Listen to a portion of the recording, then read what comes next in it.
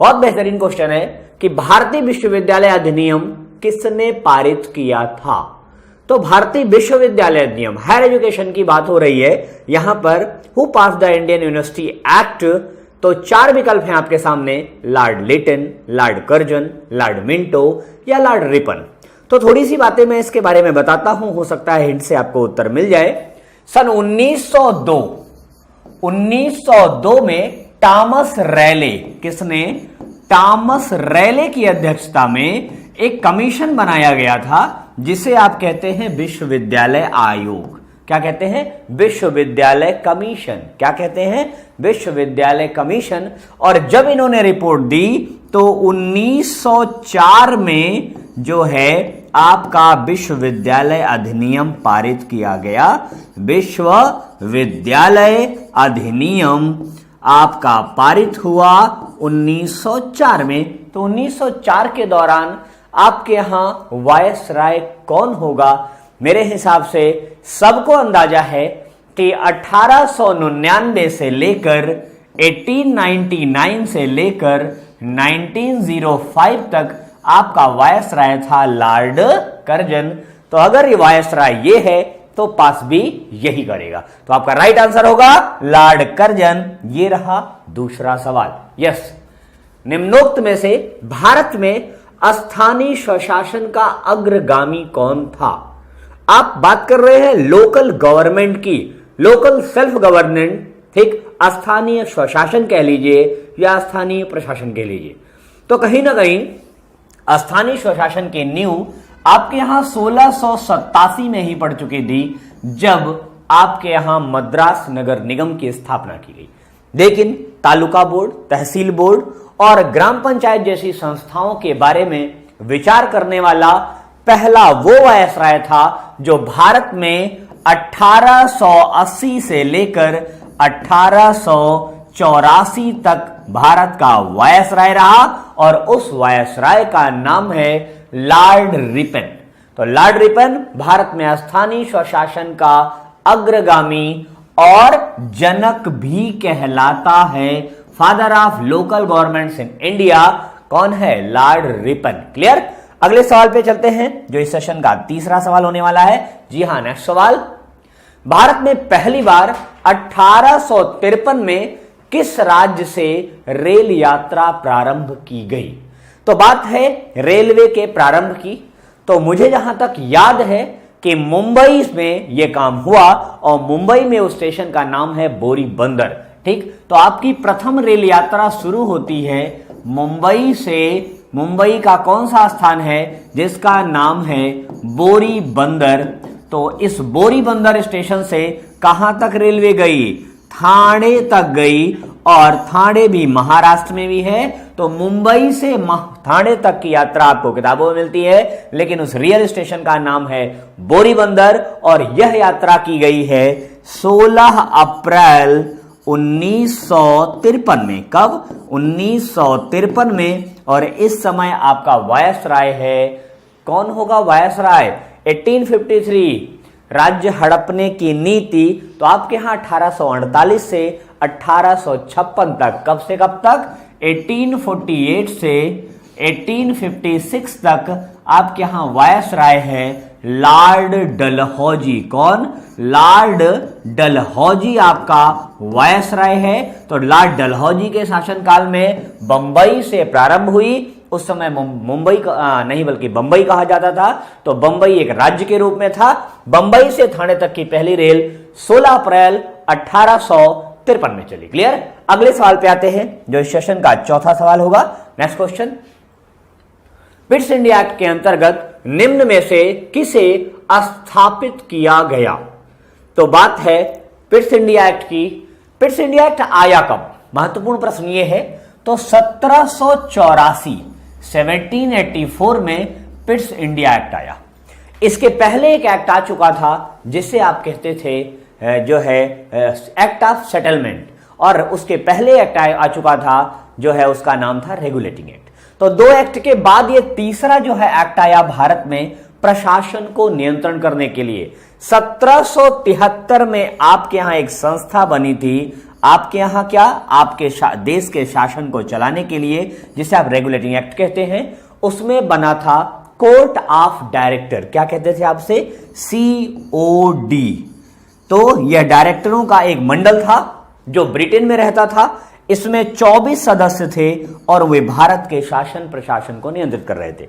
लेकिन पिट्स के समझ में आया कि नहीं, ये व्यापारी हैं, व्यापार करने गए हैं, प्रशासन करना सरकार का काम है। तो इसने एक नई संस्था बनाई जिसे आप कहते हैं बोर्ड ऑफ कंट्रोलर, मतलब नियंत्रण बोर्ड। क्या है? कंट्रोलर। तो नियंत्रण बोर्ड, इसमें मात्र 6 सदस्य हुआ करते थे और ये 6 के 6 सदस्य ब्रिटिश गवर्नमेंट के लोग हुआ करते थे। तो पिट्स इंडिया एक्ट के अंतर्गत कंपनी के ऊपर दोहरा नियंत्रण लगा। एक नियंत्रण किया बोर्ड ऑफ कंट्रोलर ने और एक नियंत्रण कर रहा था कोर्ट ऑफ डायरेक्टर ने। तो कंपनी के 2 कार्य थे, शासन और व्यापार। शासन बोर्ड ऑफ कंट्रोलर और व्यापार कोर्ट ऑफ डायरेक्टर, ये दोनों कार्य नियंत्रित किए जाते रहे। क्लियर? अगला सवाल, जो 5वां सवाल होने वाला है आपका, ये रहा। नेक्स्ट क्वेश्चन, कलकत्ता में उच्च न्यायालय की स्थापना किसके द्वारा की गई थी? जी हां, कलकत्ता सुप्रीम कोर्ट की बात हो रही है। यह भारत का पहला सर्वोच्च न्यायालय है। भारत में पहला सर्वोच्च न्यायालय स्थापित किया गया था और जब यह स्थापित किया गया तो इसके लिए यह स्थापित हुआ 1774 में। कब? 1774 में इसकी स्थापना की गई और इसके पहले जज बनाए गए CJ, मतलब मुख्य जज एलिजा इम्पे। कौन बने? एलिजा इम्पे बनाए गए इसके पहले जज और इनके साथ साथ 3 अन्य जज थे। ये क्या थे? एलिजा इम्पे मुख्य न्यायाधीश थे, मुख्य न्यायाधीश थे और इनके साथ 3 अन्य जज थे। जो 3 अन्य जज थे वो कौन थे? महत्वपूर्ण वो भी प्रश्न है, पूछा जाता है कभी कभी।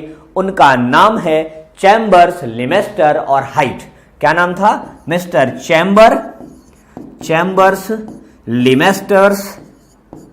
लिमेस्टर और हाइट, हेनरी हाइट उन्हें कहा जाता था। तो ये 3 अन्य जज थे और इसके लिए प्रपोजल आया था 1773 के रेगुलेटिंग एक्ट, जिसे आप विनियामक एक्ट कहते हैं, रेगुलेट करने वाला एक्ट कहते हैं। तो 1773 के रेगुलेटिंग एक्ट के द्वारा 1774 में उच्चतम न्यायालय कलकत्ता की स्थापना हुई। इसके अधिकार में सिर्फ बंगाल आता था, लेकिन अन्य प्रांतों के लोग भी यहां अपने मुकदमे की सुनवाई करवा सकते थे। क्लियर? अगले सवाल पे चलते हैं, जो आपके सेशन का अगला सवाल होगा। यस, किस चार्टर एक्ट ने चीन के साथ ईस्ट इंडिया कंपनी के व्यापार एकाधिकार को समाप्त कर दिया? यहां पर ध्यान रहे, यह सवाल थोड़ा सा टिपिकल है, लेकिन हो सकता है आपसे कुछ गलतियां हों, लेकिन थोड़ा सा सवाल को अगर ईमानदारी से पढ़ेंगे तो गलतियां नहीं होंगी। क्यों? इसमें लिखा है चीन के साथ, भारत के साथ नहीं। अगर भारत के साथ होता तो यहां पर चार्टर एक्ट बदल जाएगा। यहां पर प्रश्न है चीन के साथ ईस्ट इंडिया एक्ट, क्योंकि 1813 में आदेश आया था कि भारत के साथ व्यापारिक एकाधिकार, भारत के साथ व्यापारिक एकाधिकार, भारत के साथ, ठीक। लेकिन और इसमें लेकिन 3 चीजों की छूट दी गई थी। वो 3 चीजें थी चाय, चीन और अफीम। ये 3 व्यापार कंपनी कर सकती थी, इन पर एकाधिकार था कंपनी का। चाय के व्यापार पे, अफीम के व्यापार पे, ये दोनों भारत से, और चीन के साथ होने वाले सभी व्यापार पर चाइना का एकाधिकार था। लेकिन इसके जस्ट अगले अधिनियम में जो 1833 आया, उसमें भारत से होने वाले सभी व्यापार बंद कर दिए गए और चाइना के व्यापार का जो एकाधिकार था, मोनोपोली थी, वो समाप्त कर दी गई। तो यहां पर ट्रेड किसके साथ, ट्रेड की मोनोपोली चाइना के साथ समाप्त की गई 1833 में और भारत के साथ समाप्त की गई 1813 में। क्लियर? याद रहे। ओके, अगले सवाल पे चलते हैं, जो सेशन का अगला सवाल होगा। सांप्रदायिक निर्वाचन क्षेत्रों की पद्धति की शुरुआत भारत में किसके द्वारा की गई? The system of communal constitution was started by whom, किसने शुरू किया? तो आपको इसकी घटना की शुरुआत से थोड़ी सी चीजें बताते हैं। 1905 में कर्जन ने बंगाल का जो विभाजन किया, यह बंगाल विभाजन है। तो बंगाल विभाजन का उद्देश्य ही था भारत को संप्रदाय के आधार पर डिवाइड करना, लेकिन यह बंगाल विभाजन असरदार नहीं हुआ, लोगों ने विरोध जमकर किया। लेकिन कहीं ना कहीं से इसकी एक चिंगारी उठी और उस चिंगारी ने 1906 में एक दल भारत में बनवा दिया जिसका नाम था मुस्लिम लीग, और मुस्लिम लीग के प्रणेता थे मिस्टर आगा खां। कौन था? आगा खां। और इसका मुख्यालय बनाया गया था आज के बांग्लादेश ढाका में। ठीक, आगा खां महोदय 1906 में ही मिलते हैं किससे?